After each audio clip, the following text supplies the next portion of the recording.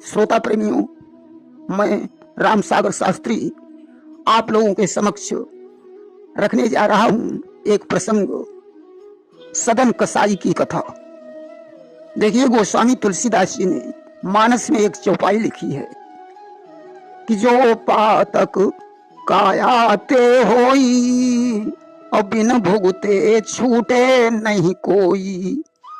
इस शरीर से जो भी पाप होता है वह मनुष्य को भोगना पड़ता है। गीता में कहा गया है कि अवश्य में भोक्तव्यम कृत कर्म शुभाशुभम। शुभ और अशुभ कर्मों का फल मनुष्य को भोगना पड़ता है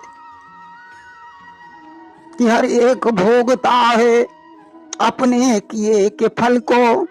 वो आम कैसे खाए बोए जो नीम लाकर। भला जिसने नीम बोया हो वो आम कहां से खा सकता है। सदन कसाई पूर्व जन्म में काशी का एक ब्राह्मण था।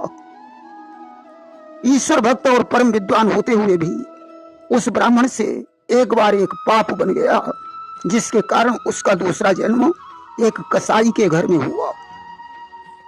एक बार की बात है, ब्राह्मण अपने दरवाजे पर खड़ा हुआ था। अचानक कसाई के खूंटे से छूटकर एक गाय उस ब्राह्मण के दरवाजे पर आ गई। कसाई गाय को ढूंढते ढूंढते ब्राह्मण के दरवाजे पर पहुंचा। कसाई को देखकर गाय भाग खड़ी हुई। ब्राह्मण ने दौड़कर अपने दोनों हाथों से गाय को पकड़ लिया और कसाई को दे दिया। कसाई ने जाकर उस गाय को काट डाला। बस इसी पाप के कारण मरने के बाद उस ब्राह्मण का जन्म एक कसाई के घर में हो गया।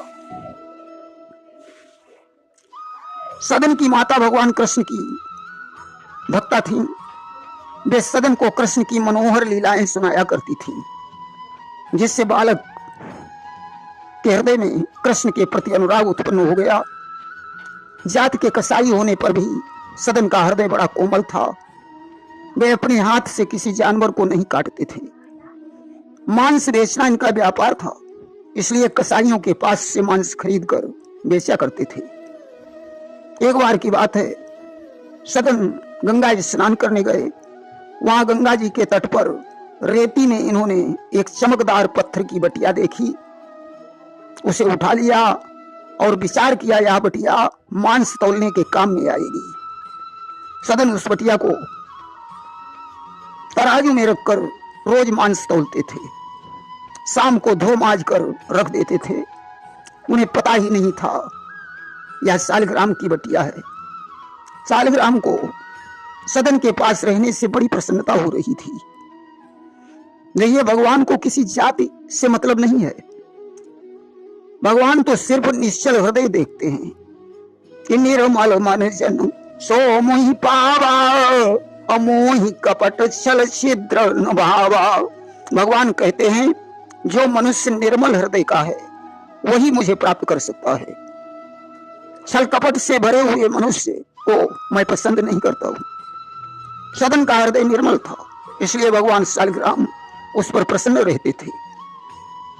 एक बार की बात है, सदन अपनी दुकान पर सालग्राम की बटिया से मांस तोल रहा था।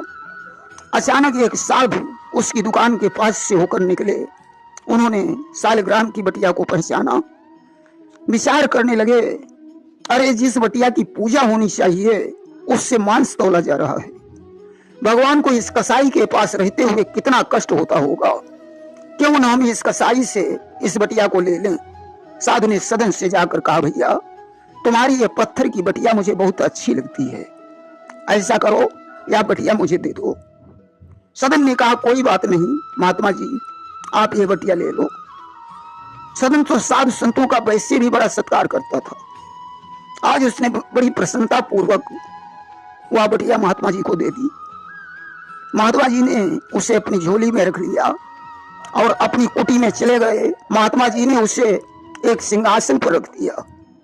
नहला धुलाकर नाना प्रकार के स्तोत्रों को गाकर पूजा करने लगे, परंतु उनकी पूजा में आडंबर अधिक था, इसलिए भगवान को उनके पास रहने में बड़ा कष्ट हुआ। उन्होंने रात में महात्मा जी से स्वप्न में आकर कहा, मुझे जितना आनंद उस सरल हृदय वाले सदन के पास आ रहा था, उतना आनंद तुम्हारे पास रहने में नहीं आ रहा है। जब सदन मुझे अपने हाथों से तराजू के पलड़े में रखता था और मांस तौलता था, तब मुझे बड़ा आनंद आता था। इसलिए मुझे अति शीघ्र सदन के पास पहुंचा दीजिए। ऐसा कहकर भगवान अंतर्ध्यान हो गए। अब तो ज्यों ही सवेरा हुआ, महात्मा जी ने स्नान करके शालिग्राम की बटिया झोली में डाली और लेकर सदन के पास पहुंचे। सदन से कहा, लीजिए, ये साक्षात भगवान हैं जो तुम्हारे पास ही रहना चाहते हैं। साधु की बात सुनकर सदन को बड़ा पश्चाताप हुआ। उसने उस बटिया को हृदय से लगा लिया और मांस बेचना बंद कर दिया। शालिग्राम की पूजा करने लगा। एक दिन की बात है, सदन ने घर बार छोड़ दिया और जगन्नाथपुरी को प्रस्थान कर दिया। चलते चलते रास्ते में रात हो गई तो एक गांव में एक किसान के घर में ठहर गया। सदन के मुखमंडल पर अपूर्व तेज था। उसका शरीर हृष्ट पुष्ट और निरोग था। किसान की पत्नी उल्टा थी। उसने सदन को देखा और उसके ऊपर मोहित हो गई। जब उसका पति सो गया तो वह चुपचाप अपने बिस्तर से उठी और सदन के पास पहुंची। सत्य कहा गया है, कामा पुराणाम न भयम न लज्जा। काम से आतुर पुरुष या स्त्री को लज्जा तथा भय नहीं होता है। स्त्री ने सदन से रत की याचना की। सदन बोला, आप मेरे लिए परम पूज्य मां के समान हैं।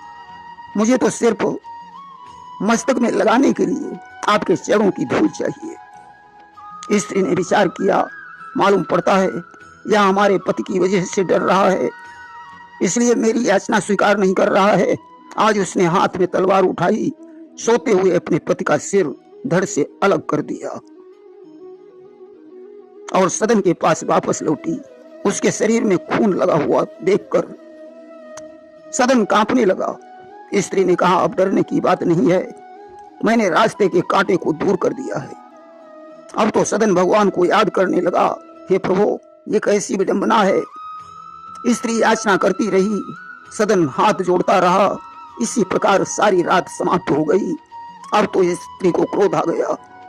तुलसीदास जी ने सत्य ही कहा है कि काहन पावक जारि सक, कान समुद्र समाई, कान करे अबला प्रबल, के ही जग काल न खाई। अबला जब प्रबल हो जाए तो क्या नहीं कर सकती है। स्त्री के चरित्र को तो विधाता भी नहीं जान पाए। अब तो स्त्री रोने चिल्लाने लगी। मोहल्ले के लोग दौड़ दौड़ कर आने लगे। उसने कहा, इस दुष्ट यात्री ने मेरे घर में घुसकर मेरे पति का सिर काट लिया और जबरदस्ती मेरे सतीत्व को नष्ट कर दिया। ऐसा कहकर छाती पीट पीट करके रोने लगी। लोगों को स्त्री की बात पर विश्वास हो गया। उन्होंने लाठी डंडों से सदन का स्वागत सत्कार किया। सदन केवल भगवान जगन्नाथ का स्मरण करते रहे। गांव वालों ने पुलिस को सूचना दे दी। पुलिस पकड़ ले गई। सदन को न्यायाधीश के सामने लाया गया। न्यायाधीश ने सजा सुनाई, इसके दोनों हाथ काट लिए जाएं। सदन के दोनों हाथ काट लिए गए। सदन भगवान जगन्नाथ का स्मरण करते हुए जगन्नाथपुरी के लिए चल दिए। हाथों से खून बह रहा है। उधर मंदिर के पुजारी से भगवान ने कहा, मेरा भक्त सदन मुझसे मिलने आ रहा है, जिसके दोनों हाथ कटे हुए हैं, उसके लिए एक पालकी भिजवा दीजिए। आज पुजारी ने पालकी द्वारा सदन को बुलवाया। सदन भगवान जगन्नाथ का दिव्य दर्शन करने के लिए पहुंचा।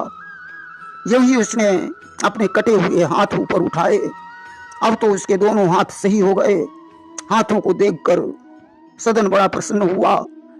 विचार करने लगा, आखिर मेरे साथ ये सब घटनाएं क्यों घटी, इसका क्या कारण है।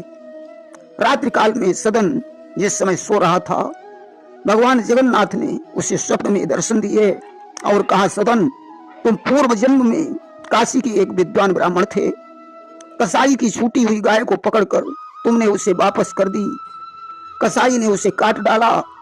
वही कसाई किसान बना और वही गाय उस किसान की पत्नी बनी। कसाई ने तलवार से गाय को काटा था, इसलिए उस गाय ने किसान की पत्नी बनकर किसान का शीश काट लिया। और तुमने गाय को दोनों हाथों से पकड़ा था, इसलिए उस पाप के कारण तुम्हारे दोनों हाथ काटे गए।